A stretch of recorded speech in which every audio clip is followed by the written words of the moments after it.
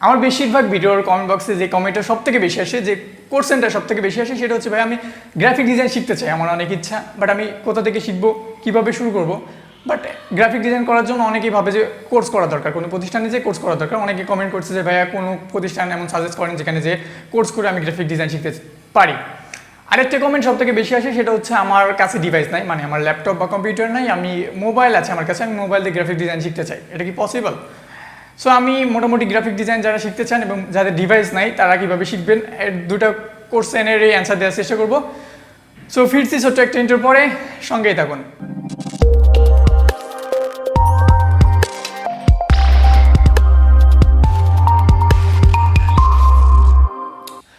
প্রথম যে কোশ্চেনটা সব থেকে বেশি আছে, বা যারা নতুন গ্রাফিক ডিজাইন শিখতে চান তাদের মাথার মধ্যে এই কোশ্চেনটাই সব থেকে বেশি আসে, যে আমি গ্রাফিক ডিজাইন কোথা থেকে শিখবো।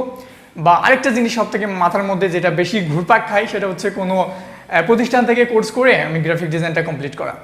বাট প্রতিষ্ঠান থেকে করতে গেলে, আমি আগেও বলেছিলাম, আবারও বলছি, প্রতিষ্ঠান থেকে করতে গেলে যে কোর্স ফি, ওদের কোর্স ফিটা হয়তো অনেকের সাধ্যের মধ্যে পড়ে না, অনেকে হয়তো কোর্স ফিটা দিয়ে গ্রাফিক ডিজাইন কোর্স করতে পারেন না। সেক্ষেত্রে শেখার ইচ্ছাটা থাকার সত্ত্বেও কিন্তু প্রতিষ্ঠান থেকে শেখা হয় না। সেক্ষেত্রে কি আপনি গ্রাফিক ডিজাইন শিখতে পারবেন না?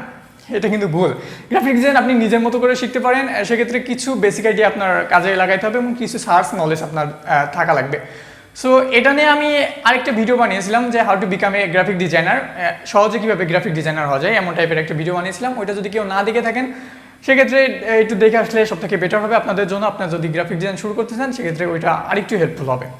ওকে, তাছাড়াও গ্রাফিক ডিজাইন কি, এটা নিয়েও অলরেডি ভিডিও বানানো আছে। যারা নতুন একদম গ্রাফিক ডিজাইন শিখতে চান তারাও চাইলে দেখে আসতে পারেন। আমি ভিডিওর আই বাটনে এবং সেই সাথে ডিসক্রিপশনে লিঙ্ক দিয়ে দিব, আপনারা চাইলে দেখে আসতে পারেন।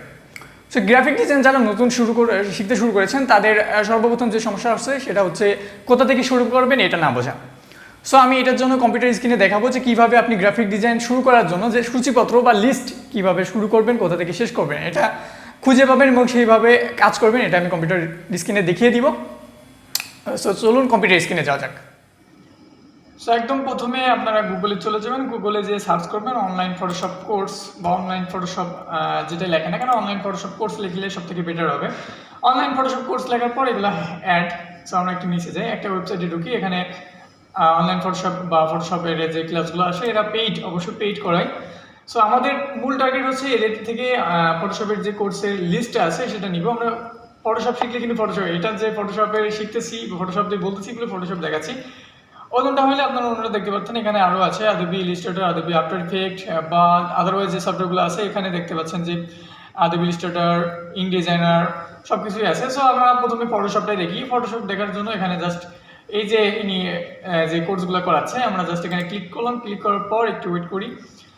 ওয়েট করার পর এখানে একদম নিচে চলে আসবো। নিচে চলে আসার পর তার কোর্সের যে লিস্ট, এই যে দেখতে পাচ্ছেন কোর্স, এখান থেকে দেখতে পাচ্ছেন ইন্ট্রোডাকশন, এখান থেকে ইন্ট্রোডাকশন আছে। তারপর এখানে আরও আছে how to get help fast, তারপরে আরও আছে। এখান থেকে এবার গেট স্টার্ট, কোথা থেকে শুরু করবেন, introduction and download resource from, কোথা থেকে ফটোশপ বা আদবি ইলাস্ট্রেটর ডাউনলোড করবেন সেটা দেখাচ্ছে। So open image in 6 OS, so এমন টাইপের আছে, আরও আছে। যেমন লেয়ারে যদি যাই, introduction and download resource from selection. আচ্ছা, এখানে আছে স্টার্ট ইউজিং লেয়ার, আমরা এটা জাস্ট কপি করলাম। কপি করার পর এবার আমরা চলে যাই হচ্ছে ইউটিউবে। ইউটিউবে যাই, এটা জাস্ট পেস্ট করলাম। পেস্ট করার পর এখান থেকে জাস্ট ফটোশপ লিখে দিলাম, চলে আসছে, আবার অলরেডি সাজেস্ট করে দিচ্ছে। সো ক্লিক করলাম। ক্লিক করার পর দেখতে পাচ্ছেন অনেক ভিডিও চলে আসছে, অনেক ভিডিও চলে আসছে। যে কোনো একটা প্লে করলেন, প্লে করে এখান থেকে দেখে নিলেন। আরেকটা জিনিস আপনাদের বলে রাখি, সেটা হচ্ছে আপনাদের ফটোশপের ভার্সন কত। আপনাদের ফটোশপের ভার্সন যদি হয় CC 2070, 2020, 2021, জাস্ট এখানে জুড়ে দিবেন। এটা সার্চ করলেন। সার্চ করার পর কিন্তু এই যে ফটোশপের ভার্সনের সাথে মিলিয়ে নেওয়ার ব্যাপারটা হচ্ছে, ফটোশপের ভার্সনের সাথে যদি আপনি মিলিয়ে নেন, সেক্ষেত্রে আপনার যে ফটোশপটা ইউজ করছেন, সেক্ষেত্রে এই ফটোশপ আর ওই ফটোশপের টিউটোরিয়ালটা মিলে গেলে আপনাদের কাজ করার ওয়েটা আরও যাবে।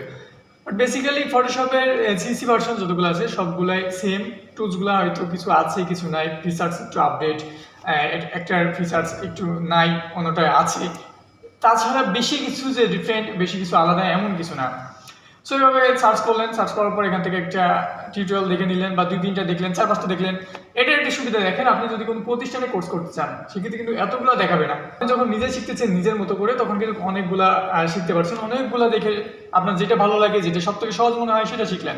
ওকে, তারপরে আরেকটা আসি আমরা এখান থেকে ক্যামেরা র, তারপরে আরও আছে। আমরা জাস্ট ক্যামেরা র, move layer, NS layer, layer প্যানেলটা সব থেকে ইম্পর্টেন্ট আমার কাছে মনে হয়। সো লেয়ার প্যানেল নিয়ে আমি সবসময় বলি।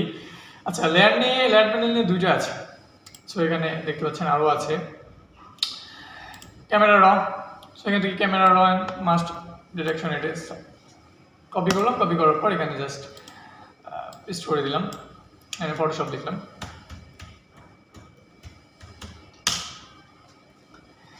দেখতে পাচ্ছেন চলে আসছে অলরেডি কিন্তু ক্যামেরা র। এমন হাজার হাজার ভিডিও পাবেন। আচ্ছা, আমি বারবারই বলি একটা কথা, এত কিছু থাকতে, এত কিছু আপনার হাতের নাগালে থাকতে, এত কিছু সহজে পাচ্ছেন আপনি, কেন আপনি টাকা দিয়ে কোর্সগুলো করবেন?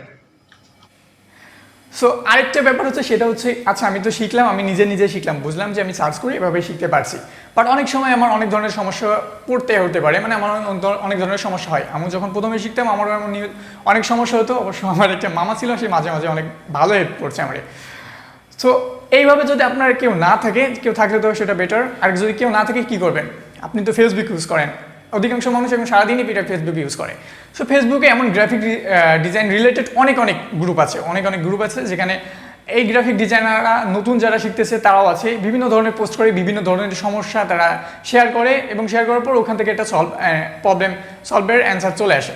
তাছাড়াও আপনারা আপনাদের ডিজাইন ওখানে আপলোড করে মানুষের কাছ থেকে শুনতে পারেন, আর একটু কীভাবে চেঞ্জ করা যায়, কীভাবে ডিজাইনটাকে ইমপ্রুভ করা যায়, এভাবে আইডিয়া নিতে পারেন। আপনি বিভিন্ন ধরনের গ্রুপে অ্যাড হয়ে যান গ্রাফিক্স রিলেটেড, যেখানে পোস্ট হয় রেগুলার। আপনার সমস্যা থাকলে সেখানে শেয়ার করুন, দেখবেন যে অন্য মানুষের সমস্যা সেখানে শেয়ার করছে। সো এইভাবে শেয়ারিং করতে করতে দেখবেন যে আপনি নিজে শিখে যাচ্ছেন, এবং সেই সাথে একটা ভালো ধারণা চলে আসছে আপনার।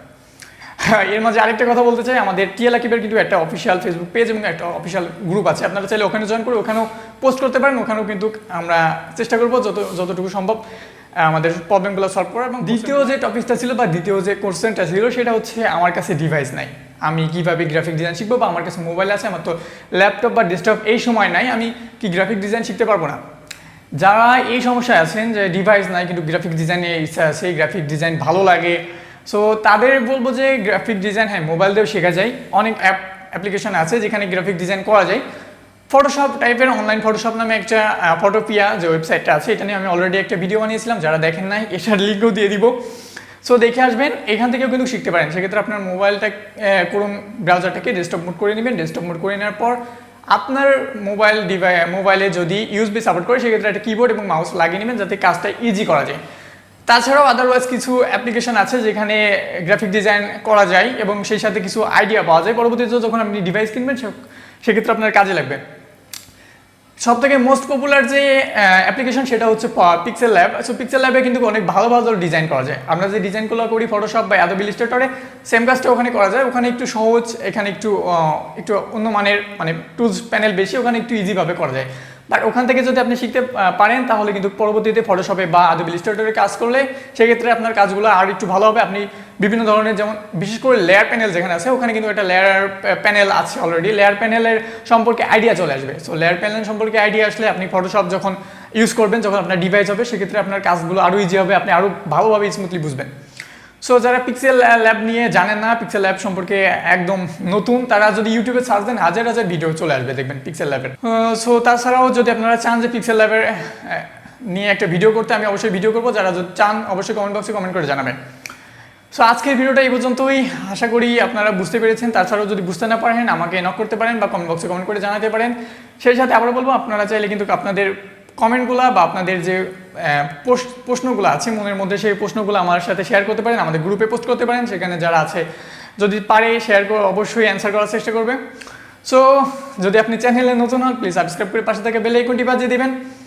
দেখা হবে আবারও নতুন কোনো ভিডিও নিয়ে, নতুন কোনো টপিকস নিয়ে। ততদিন ভালো থাকুন, এই শুভকামনা করে আজকে ভিডিওটা এখানে শেষ করছি।